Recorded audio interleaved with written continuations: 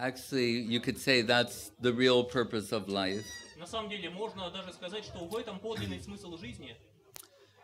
But as is implied in your question, to open yourself means we're a little bit closed at present. Но, как вы подразумеваете в своем вопросе, открыть себя, как открыться, означает, что сейчас мы в какой-то степени закрыты. We're covered by layers of acquired tendency and acquired prejudice. Мы закрыты, покрыты оболочками привычек, предрассудков. Acquired identity, Это приобретенные представления о себе. which is not our permanent identity.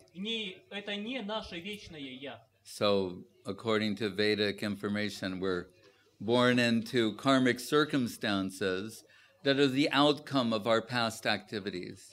Согласно Ведам, мы рождаемся в определенных обстоятельствах, которые являются следствием наших прошлых кармических деяний. There are millions of different life forms, and we've passed through them all at last to achieve human life. Есть миллионы разных форм жизни, и мы прошли через все эти формы жизни уже, хотя бы потому, что мы с вами уже родились людьми. Just like we know from using the computer, you have RGB, red, green, and blue. Как в компьютерах, вы знаете, цвета представляются всего лишь смесью трех основных цветов – красный, зеленый и синий. And a little bit of red, somewhat green, somewhat blue. There are millions of variations of color combinations.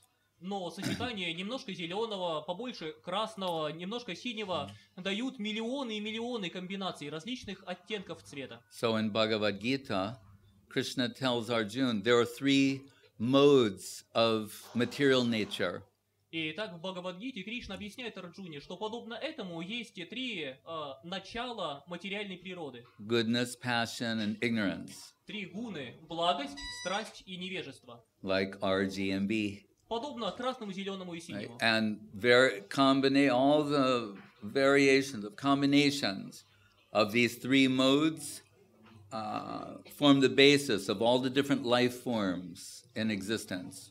И те или иные сочетания всего лишь этих трех начал, благости, страсти и невежества, становятся основой для всех миллионов форм жизни, которые только существуют. Almost every day on the internet, you see the scientists are discovering some new species or some species from the past long ago. Почти каждый день в интернете можно найти новости о том, как ученые нашли новую форму жизни или узнали что-то новое о форме жизни, которая когда-то существовала на Земле. And each time they tell us it had some unique way of eating or acquiring food or some such thing. И каждый раз мы узнаем что-то об этой форме жизни, как это живое существо получало питание, как оно ело, как оно искало пищу. Right? And at various times we hear about evolution. А иногда мы слышим об эволюции. So our Guru Maharaj, Srila Sridhar Maharaj, he presented a concept called subjective evolution. Наш гуру Махарадж, Шрила Читар Махарадж, предложил концепцию, которая называется субъективная эволюция сознания. It parallels Darwinian evolution. Это своеобразная параллель дарвиновской эволюции. The difference being it's saying it's soul-driven.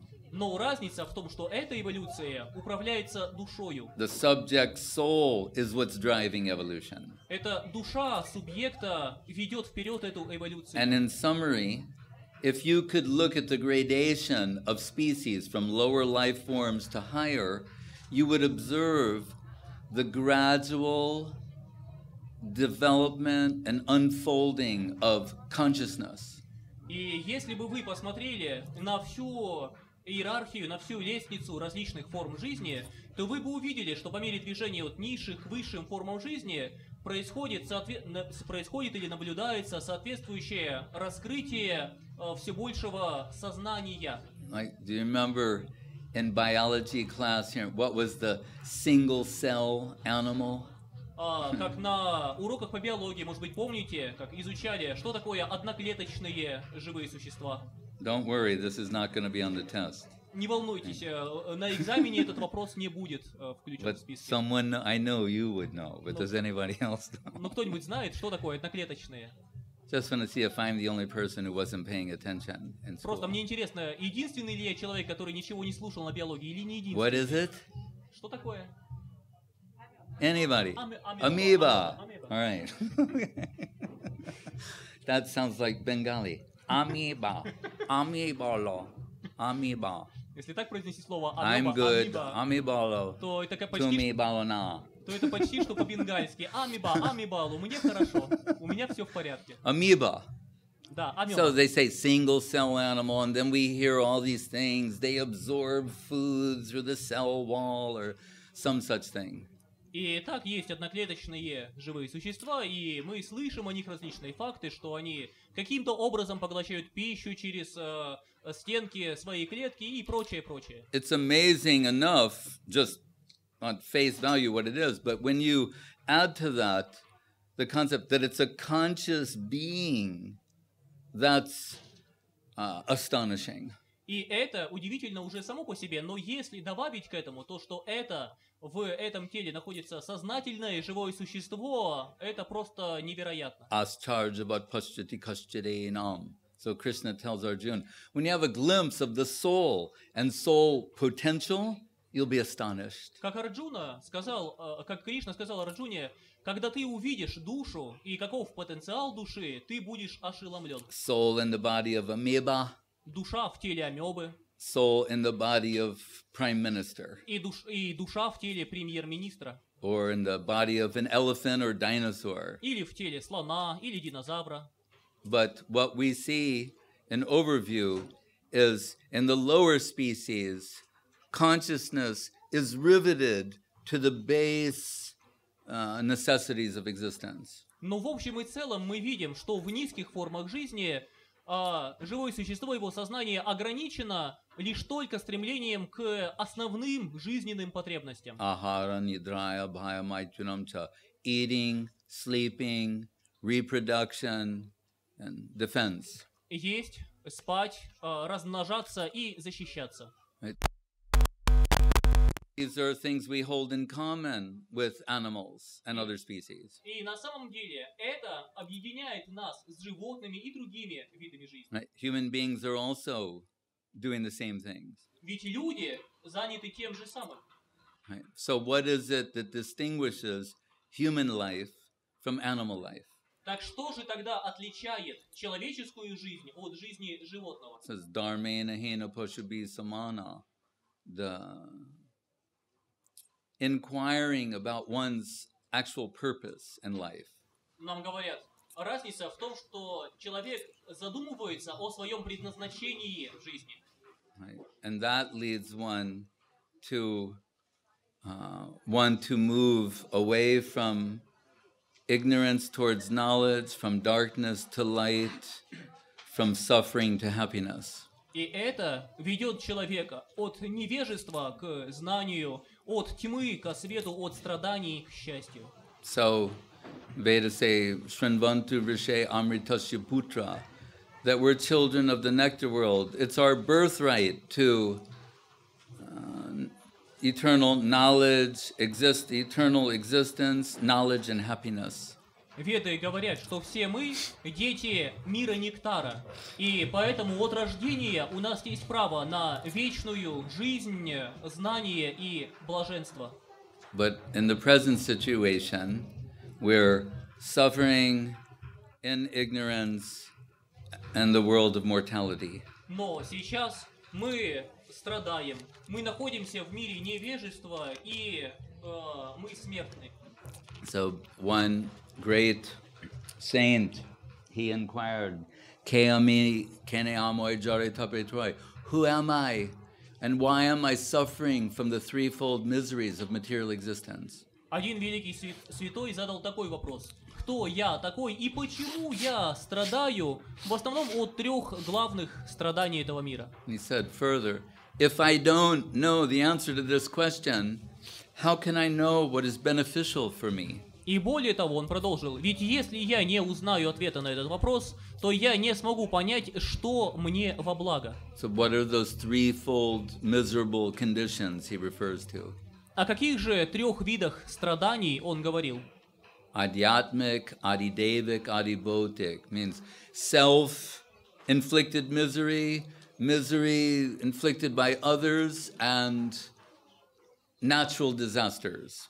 Это страдания, которые причиняются себе самостоятельно, страдания от других и страдания от сил природы, катастроф. So Krishna also tells Arjuna in Bhagavad Gita, the world is anityam asukam lokam.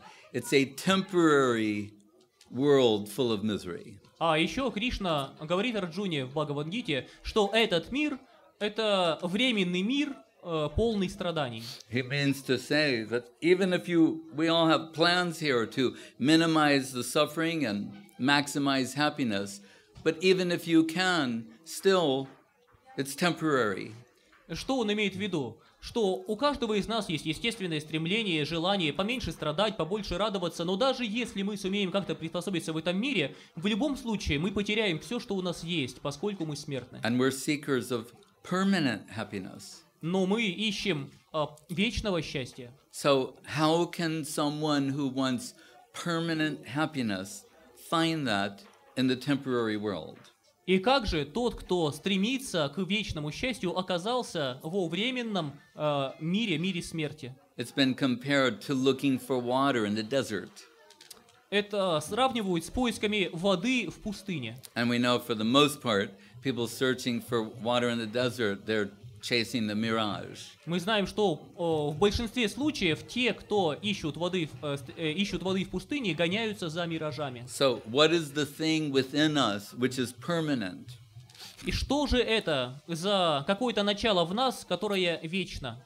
Dehinosmin yata dehe komaram yovanam jara tata dehantara prapti dhiras tatra namuyati. Krishna tells Arjuna in Bhagavad Gita a very simple example to help us understand this principle. Кришна приводит в Бхагавад-гите Арджуне очень простой пример, аналогию, которая помогает нам понять принцип.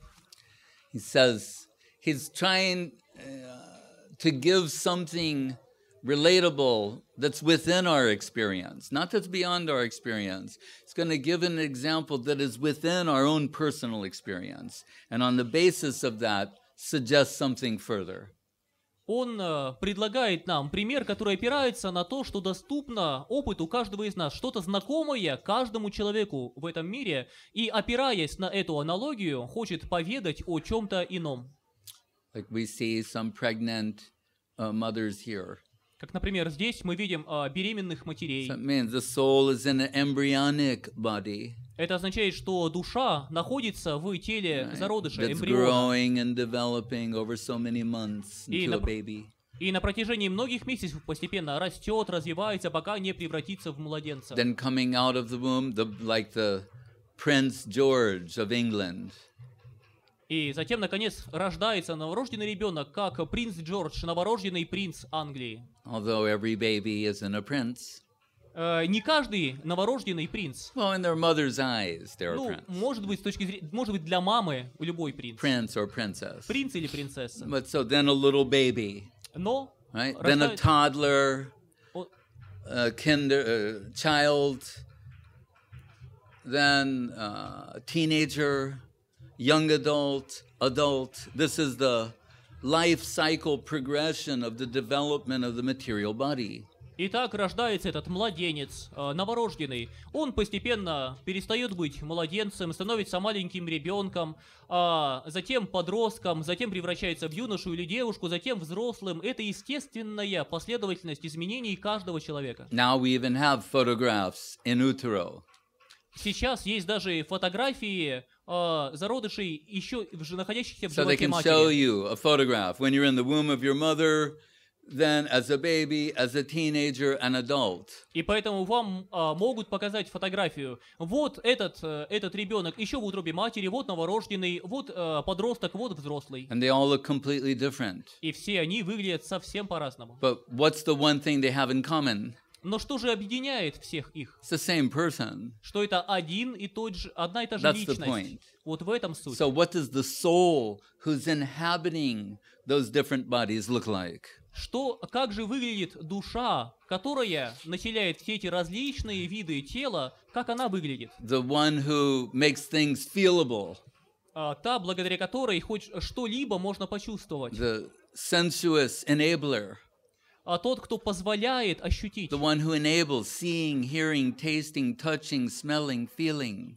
Тот, кто позволяет видеть, слышать, обонять, чувствовать запахи, чувствовать прикосновения. That means the soul, in its innate position, has this potential, this capacity. Это указывает на то, что душа в своем изначальном положении, по природе своей, имеет в себе этот потенциал чувствовать. The body is the biological expression of the soul's delusion. А тело на самом деле есть биологическое выражение заблуждений души. Right? Who am I? Why am I suffering? That question needs to be answered. Кто я? Почему я страдаю? Нужно найти ответ на этот вопрос. So the answer came. Jive Swarapoi Krishna Nityadas.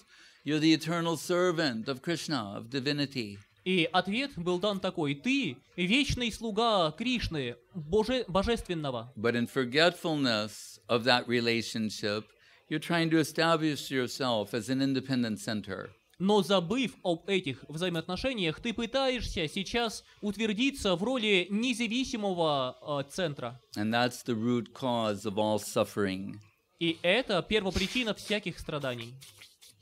And that's why at present we're in a temporary state of ignorance and darkness. И вот по этой причине мы сейчас находимся во временном состоянии, тьмы и невежества.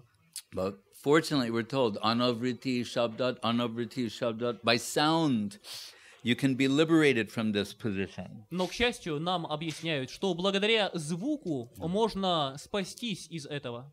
Right? So you'll hear over the course of this festival the chanting of Hare Krishna Maha Mantra. На протяжении этого фестиваля вам доведется слышать пение Харе Кришна Махамантры. Cheto darpanam marjanam bhava mahadavagni nirvapanam. That the Hare Krishna Maha Mantra can cleanse the mind, heart and soul of all misconception.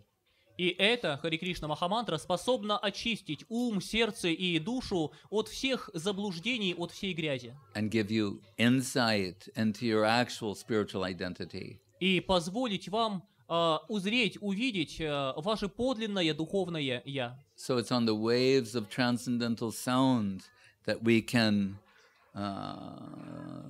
achieve that position. Итак, именно через волны трансцендентного звука мы можем достичь такого положения. Any other question? Есть ли еще вопрос?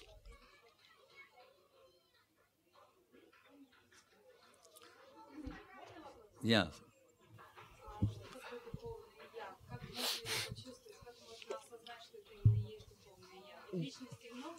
What is spiritual identity? Because there are many different personalities or facets. Yeah, so there's a word atma Да, in Sanskrit. Есть такое слово на санскрите атма. And that means soul. Означает душа. Or yourself. Или ваше я. But it can be defined variously because people have different ideas about who they are, what is their self. Но этому слову можно давать разные определения, потому что у разных людей есть разные представления о том, кто такой я. So one meaning of atma is body. Поэтому один из переводов слова атма — тело. Some people define themselves primarily in terms of bodily identity. Потому что многие люди считают себя прежде всего телом. Another meaning of atma is mind. Другое значение того же слова атма — ум. Some others think, well, really, it's the identity is more expressed in mental plane.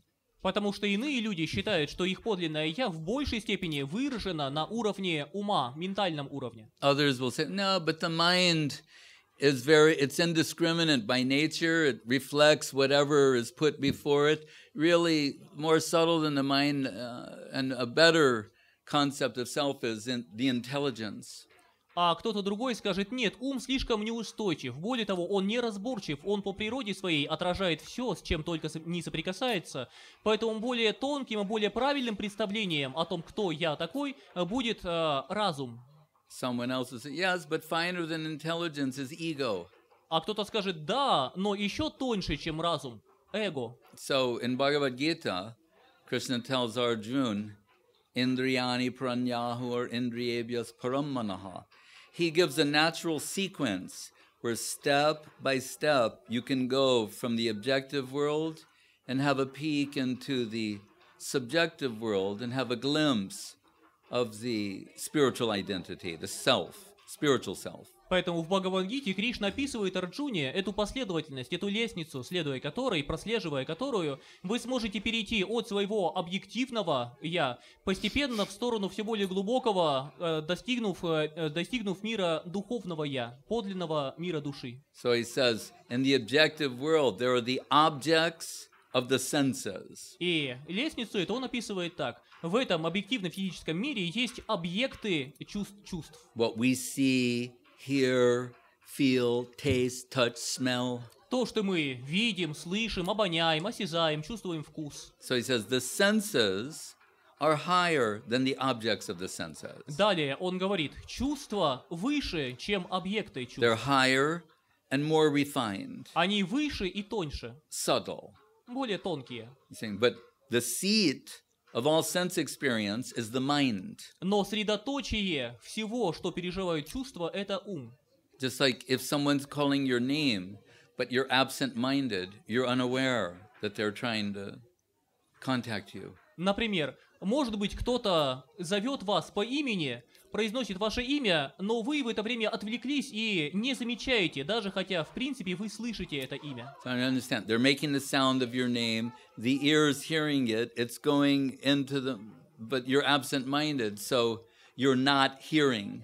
То есть звуки человек издает, и эти звуки достигают ваших ушей, и вы все вроде бы слышите, но на самом деле не слышите, вы отвлеклись на что-то, погружены во что-то. So it's showing, really, the mind is the seat of sense experience. Это показывает, что на самом деле ум является средоточием или центром всего чувственного But again, finer than the mind восприятия. is intelligence. Но опять же, еще тоньше ума разум, Finer than that, ego. а тоньше его эго. And then the beginning of the soul world. И дальше начинается мир души.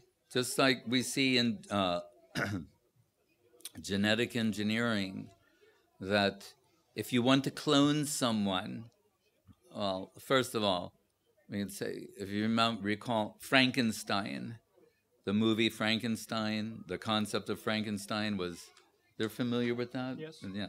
So, in a gross way, they took bodily parts from different dead bodies and tried to sew them together and then lightning to the heart and make a living being. Прежде чем говорить о примере из генетики, давайте поговорим о том, что проще, о Франкенштейне. Помните, да, в двух словах эту историю, что задумка была такая, взять фрагменты тел различных людей, собрать, сшить их каким-то образом вместе, затем электрический заряд в сердце, и каким-то образом вот эта конструкция должна была ожить. That was a 19th century idea of Mary Shelley. Но эти представления питала Мэри Шелли, автор этих произведений в 19 веке. But the modern model is genetic engineering. Но современная модель реальности основана на генетике. They say, we just need some genetic material, some DNA. Ученые говорят, нам нужен только генетический материал, только ДНК. And we can make a duplicate. И мы сможем скопировать кого-либо. So the point I'm making by referencing this is that, as an overview, what you can take away from this is that identity is located in a subtle plane. И что мы можем извлечь из этого генетического примера, что подлинное «я», то, что определяет ваше «я», находится на тонком уровне. And that soul, as we told before, is covered by layers of misconception, acquired prejudice, acquired tendency. И это ваше глубочайшее «я», душа, сейчас ныне окутана множеством оболочек, слоев, предрассудков, привычек, воспоминаний. And we're mistaking that as the self. И мы по ошибке принимаем эти оболочки за себя. But it's a shadow self Но это отблеск «я», of your actual self. тень подлинного «я». Just like sometimes when someone in the world, they do something that disappoints their family, friends, followers, someone will say something like, "You're better than that." Как в этом мире. Если какой-то человек совершает поступок, которого стыдится его семья или его друзья, они могут сказать такому человеку: «Ну я же знаю, что ты на самом деле лучше, чем это». They mean to say, this low behavior that you've exhibited, it's not the real you. You're so much above and better than that. We're in deference to that higher aspect of yourself, we're willing to ignore this aberration. Мы считаем, что вот этот низкий поступок, что ты совершил, это нечто недостойное твоего подлинного «я». На самом деле ты гораздо выше, ты превыше этого подобного низменного поведения, и учитывая это твое высокое, глубокое «я», мы просто проигнорируем это незначительное отклонение, эту твою ошибку, что ты совершил. So, it's as if we're suffering some temporary form of madness. Это как если кто-то страдает временно страдает от безумия. Like the you call it inmates of a mental an asylum, a mental institution. They just need to be corrected internally. Everything else is okay. Как пациенты в сумасшедшем доме. Внешне с ними все в порядке. Единственное, что нужно в них исправить, это их внутреннее представление о себе. We just need some spiritual adjusting. Вот так же нам нужно немножко подправить себя духовно. Done by someone who is an affectionate, well-wishing guardian with awareness of your actual identity. И это может сделать тот, кто на самом деле ваш благожелатель, кто выше вас и кто видит, знает, каково ваше подлинное «я». That is the guru. И это называется гуру.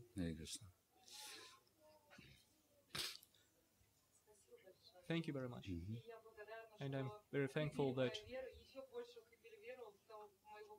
you even more strengthened my faith in my guru. Hare Krishna. We hope so. Надеюсь. Yes. Yes, sir. Скажите, пожалуйста, вы упомянули, что тело – это биологическое заблуждение, выражение души. You mentioned that body is a biological expression of the soul's delusion. Yes. Согласно третьей есть философским религиозным воззрениям, девятый аватара был Вишну, был Кришна. According to ancient Indian philosophy, the ninth avatar of Vishnu is Krishna. Not the eighth. Разве не восьмой? Anyway, and the point is? Ну, вообще-то восьмой. Ну, вы говорите нет. I don't want to argue over numbers. Ну, All right. Okay, ninth. Fine. Скажите, пожалуйста, находясь в биологическом теле, это заблуждение биологическое, как Кришна себя чувствует? So, being located in the biological expression of the delusion, how did Krishna feel himself? Well, Krishna's body is not a biological expression of his delusion. Тело Кришны – это не биологическое выражение его заблуждений. The avatars, they have what we call aprakrita deho, appears like a human-like form, but is divine, dibya rupam. Аватары обладают тем, что называется апракрита дехо, нематериальное тело. Оно может выглядеть как материальное, но на самом деле трансцендентно по природе своей. The beginning of Brahma Samhita says, Ishvara Parama Krishna Satchid Ananda Vigraha. He has a vigraha, a form, but his form is eternal, full of knowledge, and bliss, happiness. В самом начале Брахма Самхиты сказано, что он Саччитананда Виграха, что у него есть облик, у Кришны есть облик, но этот облик, это тело полно вечности, знания и блаженства. So, as the mundane form is the biological expression of delusion, there's also the expression of devotion and dedication and the divine forms of the spiritual personalities of the spiritual world. Подобно тому, как физическое тело – это биологическое выражение заблуждений души, то также возможно и выражение склонностей души к самоотдаче, к самопожертвованию, и это обитатели духовного мира. Vaikuntir Pritivyadi Sakala Chinmoy. We're told even the soil is spiritual and conscious. Нам объясняют, что даже почва духовной реальности сознательно по природе своей, духовно. Like the Ganga is a divine female who appears in this world in the form of a river. Подобно тому, как Ганга, например, это божественная личность, которая явилась в этом мире в образе реки. So the name, forms, qualities, pastimes of the Supreme Lord are all transcendental in nature. Поэтому имя, тело, деяния Господа и Его воплощение, они трансцендентны, не являются материальными. What to speak of Sri Krishna himself, Swayam Bhagavan Krishna. Что уже говорить тогда о теле самого Сваям Бхагавана Кришны, Верховной Личности So Бога. it said that even in the Bible that man is made in the image and likeness of God. Даже в Библии сказано, человек сотворен по образу и подобию Божьему. That means 2 eyes, 2 arms, like that, human-like. Значит, 2 глаза, 2 руки, вот подобное, подобен по образу Божьему. But the eternal form of the personality of Godhead is not subjected to the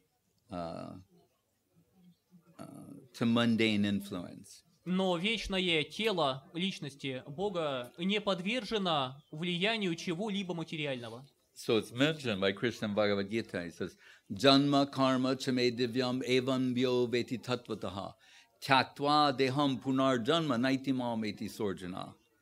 He said, if you can understand my birth, that the unborn is born, that's lila or a pastime, then when you give up your mundane body, you can enter into my divine realm with a divine form fit for personal association.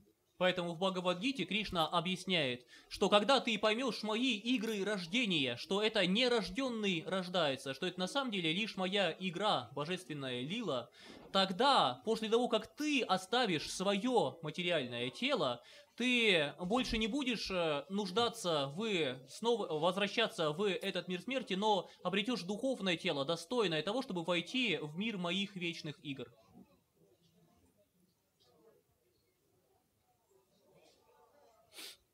Any other question? Есть ли еще вопрос? But then all biological bodies on the earth will be destroyed. Yes. Да. Let me tell you a story. When Krishna, there was a Brahmin. Brahmin means that when we talk about ignorance, passion, goodness, someone who's predominated by the mode of goodness, the highest aspect of the mundane. Расскажу-ка я вам одну историю. Однажды во времена Кришны был некий брахман. И чтобы объяснить, что такое брахман, вот мы говорили о 3 качествах. Извините, невежество, страсть и благость. Так вот, брахман — это тот, кто в основном находится под воздействием качества благости. So after the battle of Kurukshetra, this one Brahmin, he wanted to curse Krishna. И после битвы на Курукшетре один брахман хотел проклясть Кришну. Because he thought Krishna is responsible for all of this. Потому что он думал, что Кришна в ответе за все произошедшее. So by his penance, his austerities, his spiritual practices, he achieved some spiritual power. He was going to cast that in curse toward Krishna.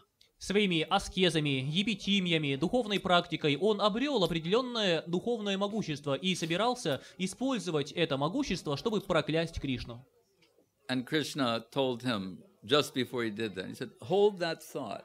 И прямо перед тем, как тот браман собрался уже проклясть Кришну, Кришна сказал ему: подожди секундочку. He said, you're in the saguna world, the goodness, passion, and ignorance, the material world. Ты живешь в мире сагуна, в мире, ограниченном тремя качествами: благости, страсти, невежества. I'm in the nirguna plane, beyond the jurisdiction of the mundane world. А я живу в мире ниргуна, который находится вне юрисдикции качеств материального But мира. as a part of my play, I'm showing myself here. Лишь как часть моей игры я показываю себя здесь. Just like sometimes the chief executive might visit a jailhouse. Как иногда директор тюрьмы может посетить тюрьму. Doesn't mean that they're a prisoner. Это не означает, что он стал заключенным. So he's saying, you're going to expend all your accumulated spiritual potency and cursing me, and the end result is I'm not going to be affected and you're going to be left with nothing. И Кришна объяснил тому брахману, что ты можешь, если хочешь, проклясть меня, но в результате меня твои проклятия никак не затронут, поскольку я нахожусь в ниргуне, а все твои силы, накопленные тобой, будут утеряны, ты потратишь их на проклятие. So, as I told, Krishna tells Arjuna, Janma karma chime divyam evam yo veti tattvata. If you can understand the truth about my birth in this world, my karma activities in this world, that they're all divine or transcendental in nature, when, as you say, all these biological forms are disintegrated, you can join in my pastimes and your eternal spiritual form.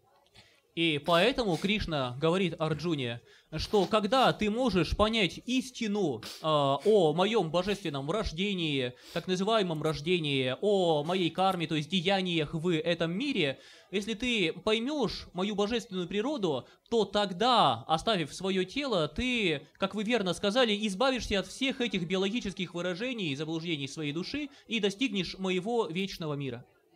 So think of it in that way. When the government ministers visit a prison, they're not, just because they're inside the prison doesn't mean they've become prisoners.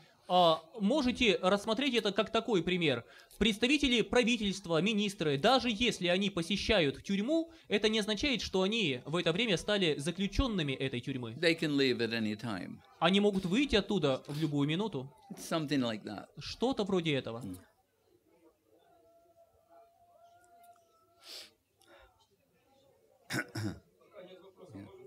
Sure. While there are no other questions, can I ask? Sure. There is actually a question there. Okay, we'll come back to you in a second. Через минутку к вам вернемся. How can we learn not to idealize people and circumstances of this world, not to try to think that they're perfect, but to accept them as they are? By realizing that God is the ideal. Осознав, что идеален Господь. And only God, the absolute, can live up to that. И только Господь способен соответствовать идеалу. Give everybody else a break. А от всех остальных не ожидайте многого. So it's like on the matchmaker.com. Как на сайтах знакомств. Where when you're trying about who your soulmate is, your ideal counterpart. Как знаете, иногда люди говорят, как мне найти свою вторую половинку, моего идеального партнера? You check off ideal criteria. Так вот, на сайтах знакомств иногда просят заполнить форму, где вы вводите параметры, критерии вашего идеала. Will look like this and be like that and Должен выглядеть так или делать вот так. Long walks on the beach. И долгие прогулки по пляжу. For some reason, they should just have that on all of them, so you don't have to check it. По какой-то причине эта часть почти любой анкеты, наверное, нужно сделать просто галочку такую. Да, люблю долгие прогулки по It's пляжу. assumed Это само собой that everyone will like подразумевается, a long walk on the beach. что всем нравятся долгие прогулки по пляжу. So, but anyway, we check off of this ideal criteria.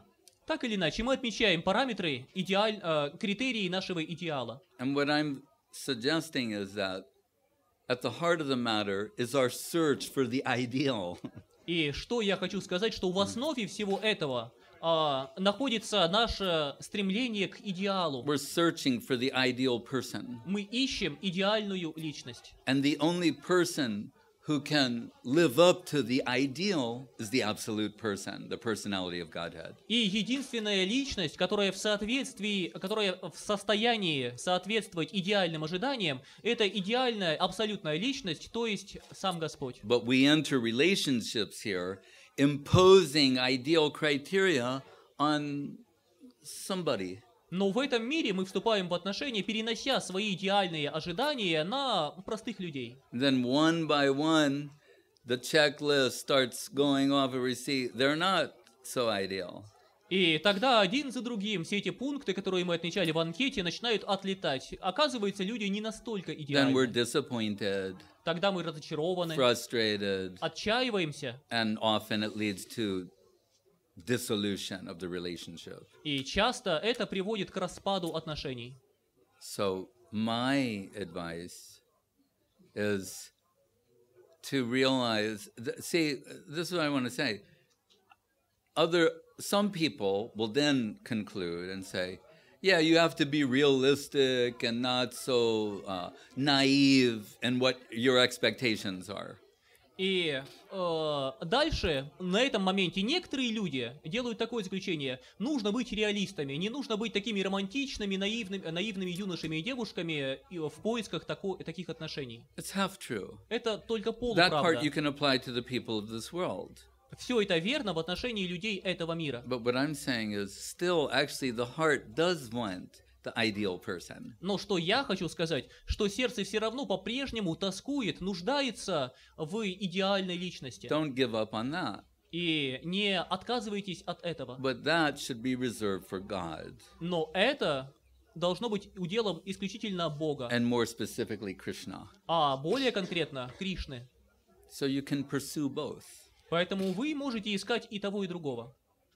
but keep the ideal for God, for Krishna. Но идеальные ожидания переносите на Бога.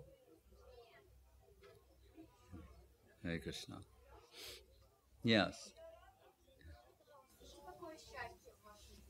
Could you please tell what is happiness in your understanding?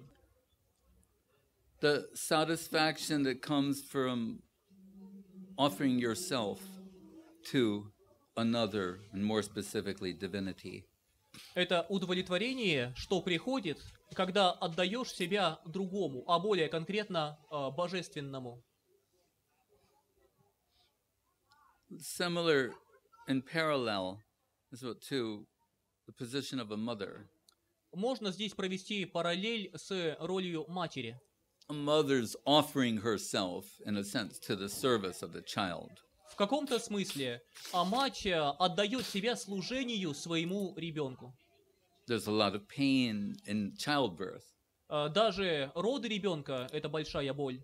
So it's very intense sort of self-giving. Поэтому это довольно сильная форма самоотдачи. So real love, happiness, equating happiness with love, fulfillment, etc. There has to be some sort of self-giving at the basis of the transaction. Поэтому, когда мы говорим о счастье, счастье немыслимо без любви, а любовь, если речь идет о подлинной любви, должна основываться на готовности к самопожертвованию. Какая-то готовность к самопожертвованию должна быть в основе отношений, чтобы это было чем-то подлинным. There's a certain type of happiness that comes from stealing. Ведь определенного рода счастье можно испытать, воруя. Right? And then there's the joy of giving. Но бывает и радость подарка. And we would like to suggest that the joy of giving is superior. И мы смеем заявить, что радость от подарка, когда ты даришь, выше. In most cases. В большинстве случаев. So there's principle of trying to find happiness or fulfillment by acquiring, controlling, and consuming what is lower than us. Вопрос сводится к тому, считаем ли мы, что можно обрести счастье, накапливая, контролируя, потребляя то, что ниже нас.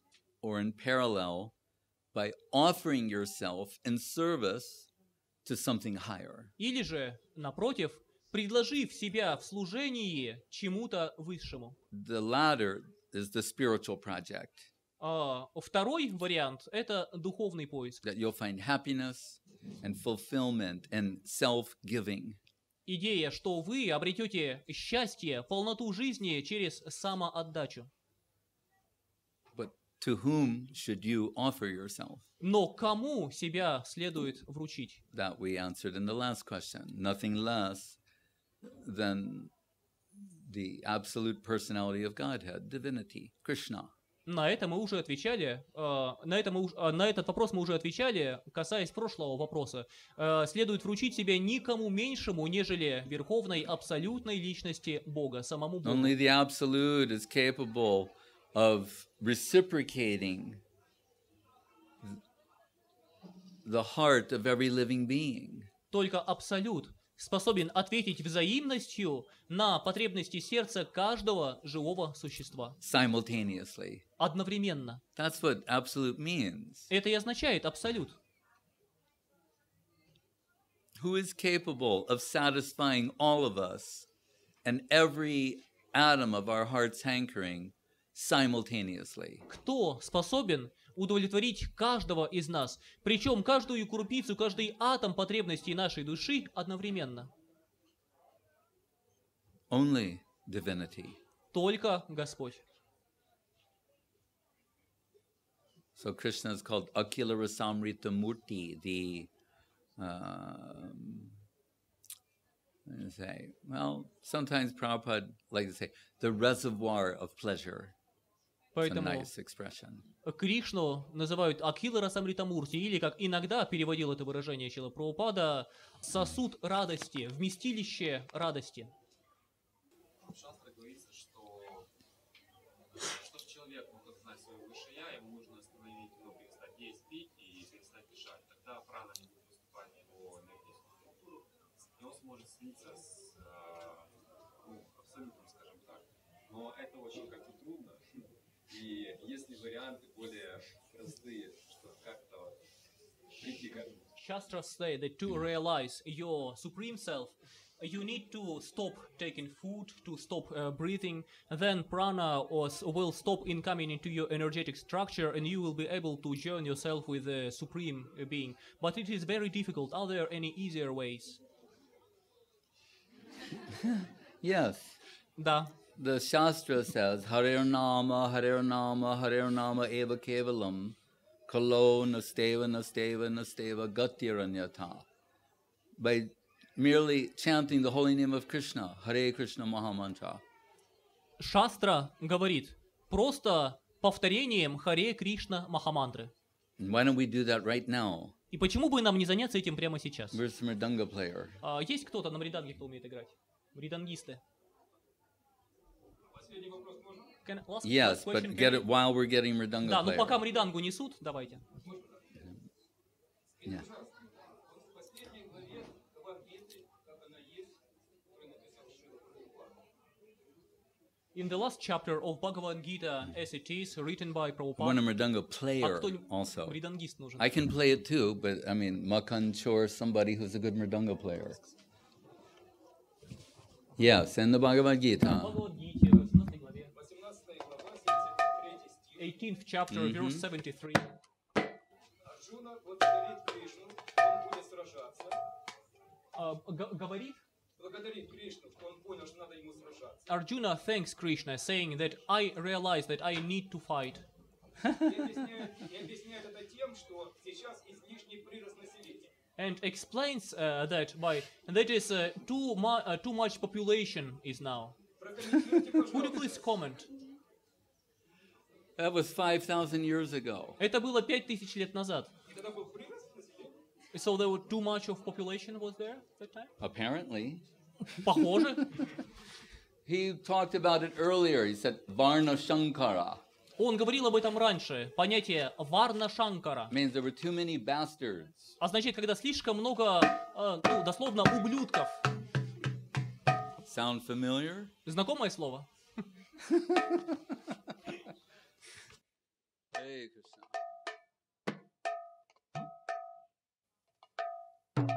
Hare Krishna, Hare Krishna, Krishna Krishna, Hare Hare.